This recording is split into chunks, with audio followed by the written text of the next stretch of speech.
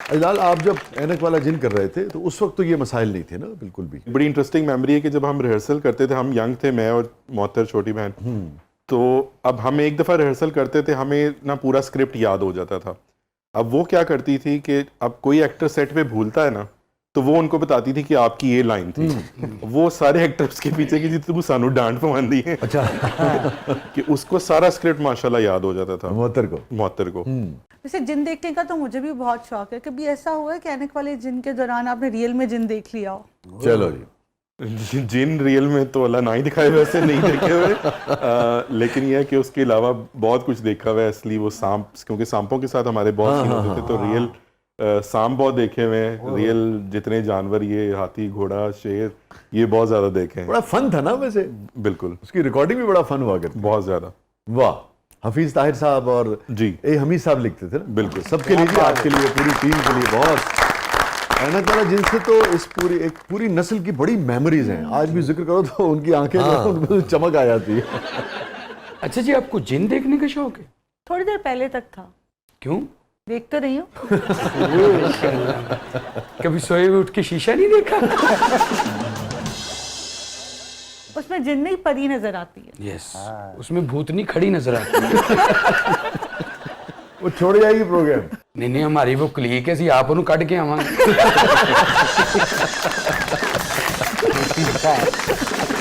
ये जो अभी बात हो रही थी छोटी मोटी, जैसे गाची आपने उठा ली और बहुत सारा, तो मैंने देखा कि ये जो खांचा फरोश होते थे, रेडियो वाले होते थे, सब्जी वाले, बेशुमार मर्तबा मैंने देखा कि कोई भूखा है। एक नहीं, ये मंजर मैंने हज़ारों बार देखा होगा कि कोई गरीब आदमी है, कोई बच्चा है, कोई वो है, और उसने छोटी सी कोई चीज़ उठा ली तो उसने पहले डांटा, और डांटने के बाद उसने फिर उसको अपनी मर्जी की कोई चीज़ उठा के वहीं से दे दी कि नहीं तो नाराज़ ना हो।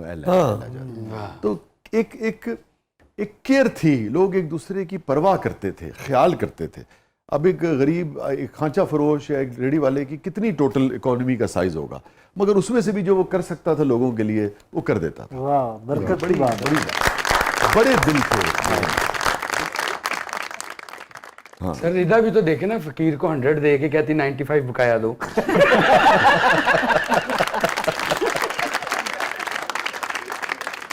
तो रिदा क्या है प्रोग्राम के इस मरले में? सर अब हमारा सेगमेंट है जबरदस्त पब्लिक सब जानती है, तो आइए देखते हैं पब्लिक आपसे क्या जानना चाहती है। जी बुखारी साहब।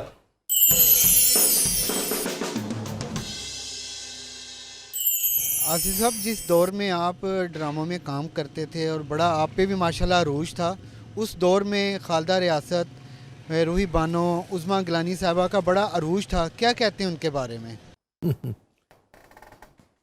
सब अपनी अपनी जगह पे ठीक थे। अल्हम्दुलिल्लाह उनके साथ मैंने काम किया, और खालदा रियासत के साथ काम किया, रूही बानो के साथ मैंने काम किया है, बड़ी बड़ी आर्टिस्टों के साथ, और आर्टिस्टों के साथ मैंने काम किया है। यानी यहाँ तक कि मैंने इंटरनेशनल जो ड्रामे पीटीवी ने किए हैं उसमें भी मैंने पार्टिसिपेट किए हैं। यानी चाइना हम गए थे जी। ये रिश्ते और रास्ते, ये जो छराए रेशम है, इसके ऊपर प्ले था, और अल्हम्दुलिल्लाह मैंने चाइनीज कल्चर को रिप्रेजेंट किया है। यानी चाइनीज बाबा मुझे दिखाया है, एक काशकर का, एक मुसलमान बाबा, वो दिखाया है, और बेगम भी मेरी वहीं से, उन्होंने काशकरी बेगम दे दी। अच्छा। तो उनके साथ मैंने काम किए। तो काशगरी बेगम पे असली बेगम को इतराज नहीं हुआ था उस वक्त? मैं नाल नहीं ना ले आया, उसे छड़ा है।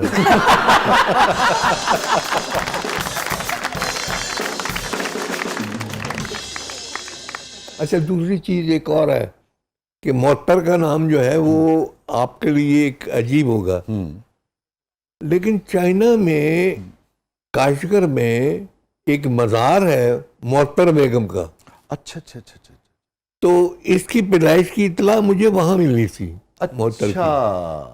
तो ये नाम फिर मैंने वहां से अच्छा इंपोर्ट करके, वाह वाह वाह, तो इसका नाम मैंने मोहतर रखा। वाह वाह वाह। अच्छा सर, काशगर की बातें आपको भूल नहीं रही? भाई जाहिर है कि जिंदगी जिसके साथ गुजारी हो वो कभी जिंदगी में भूल सकते हैं।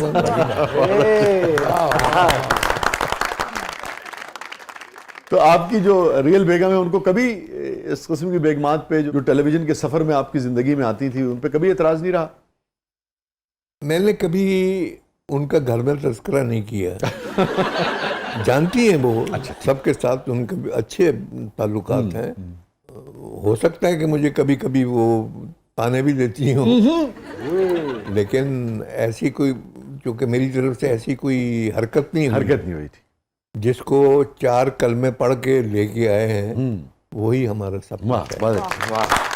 और ये जो आपने बात की कि कभी कभी कुछ कह देती हूँ, तो क्या कहा उन्होंने कभी कभी? हाँ, बहरहाल ये है कि नहीं यार, मैंने कोरोना कटवाना।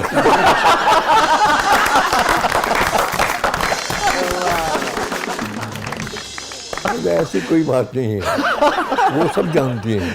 अच्छा, हम बुखारी साहब ये समझते थे कि शायद 50-60 के बाद ये मामला सेटल हो जाते हैं। खातून कभी नहीं भूलती कुछ भी। खातून आज से 150 साल पहले कोई बात की होगी ना, तो वो भी आपको कह देगी तो फलाने तो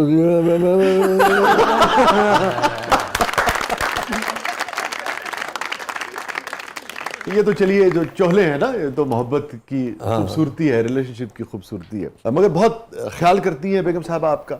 बहुत केयरिंग है जी, बहुत ख्याल करती हैं। अब मेरे सर की तरफ देखिएगा, बिल्कुल बाल ही कोई नहीं था, जितने ड्रामे करता रहा हूँ।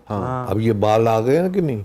और ये आपने ये जिसे कहते हैं कि मैं कोई तेल चेल नहीं लगाया, कोई कुछ नहीं। अच्छा। हाँ, लेकिन ये है कि वो सर्दियाँ आती हैं तो जितने नट्स हैं इनको पीस के वो उसको बना के तो मुझे पिलाती हैं। वाह वाह वाह। और जब मौसम आता है सब फलों का, तो फलों के मुझे वो करके पिलाती हैं। तो इस वजह से मैं, तो आपका ख्याल है कि जो दोबारा अफजाइश आपके बालों की हुई, इसकी ये वजह? इसी वजह से। वाह भाई साहब, एक शेर आपकी नजर। जी जी। एक दूजे को बूढ़ा होते देखा है। वाह। एक दूजे को बूढ़ा होते देखा है। बोलो और मोहब्बत किसको कहते हैं?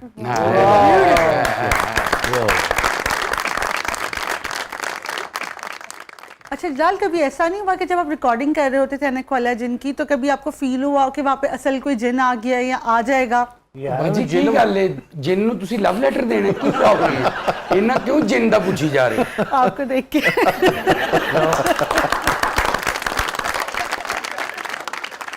पूछना बंद है क्योंकि हुणे आप जिन लगता है। या भाई साहब, ये जो जिंदा दिली है ना आपकी, इसके लिए मैं आपको बहुत खास तौर पे सलाम करता हूँ। वाह वाह, क्या बात है यार, क्या बात है। अल्लाह ताला हमारे सारे सीनियर्स को, घरों में भी जो सीनियर्स हैं, बुजुर्ग हैं, और देखिए ना कि आपके सीनियर्स आपके साथ हों और ऐसे लगे, आप एहतराम तो करें, आप पे वाजिब है कि भाई आप एहतराम करें, मगर वो आपकी महफिल का हिस्सा हों और आपके साथ हंस खेल रहे हों, तो बड़ी खूबसूरत बात। क्या कहें, क्या कहें जी, जवाब दीजिए। बिल्कुल फर्स्ट डे जिस दिन हम गए थे उसकी शूटिंग पे, दोनों छोटे छोटे से थे, दोनों बहन भाई। तो जब हम एंटर हुए हैं तो मेकअप रूम से कोई 20-25 जिन निकल रहे थे गेटअप किए हुए। तो वो मुअत्तर जैसे चीखी है उस टाइम पे। अच्छा, वाकई डर गई थी वो उस टाइम पे। तो वो एक ऐसा मोमेंट था। लेकिन उसके बाद क्योंकि ऑब्वियसली सारे एक्टर्स थे, सबके साथ रिहर्सल्स करते रहे हैं, तो लेकिन ये कि शुरू में क्योंकि पहला जो सीन था उसमें थे भी ढेर सारे जिन, तो वो 20-25 जिन जब आपके सामने आ रहे हो, बाद में वही जिन पकौड़े खा रहे हैं, तो हाफ सेट चाह पी रहे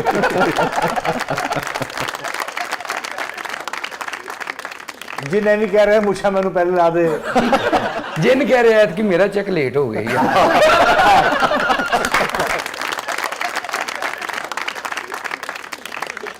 तो अल्लाह बख्शे महविश जो थिएटर की आर्टिस्ट थी हमारी, वो उन्होंने मदर का कैरेक्टर किया था मेरी। वो दाई होती है महल्ले की, तो मैं उसका बेटा बना हूँ। तो अब घर से निकला दही लेने के लिए और वहां पे बंदर का तमाशा देख रहा है। उसमें उन्होंने फिर आके मुझे मारना था, तो उसमें एक थप्पड़ था, तो वो ना उन्होंने प्रैक्टिस के दौरान ना असली लग गया। तो उन्होंने कहा बड़ा सही जा रहा है, इसको मैं ऐसे ही कर दूं। मैंने यंग सा बच्चा था, मैंने कहा हाँ जी कर दें, कोई मसला नहीं। उस सीन की 15 दफा रीटेक हुई और वो मुझे 45 सुचल थप्पड़ पड़े। वो एक मेमोरी जो थी ना, वो बहुत ज्यादा। आपने सोचा होगा यार, ऐनक वाला जिन ही बेहतर था, वहां जिन मेरे काबू में था, यहाँ महविश साहबा में मेरा कोई जोर नहीं।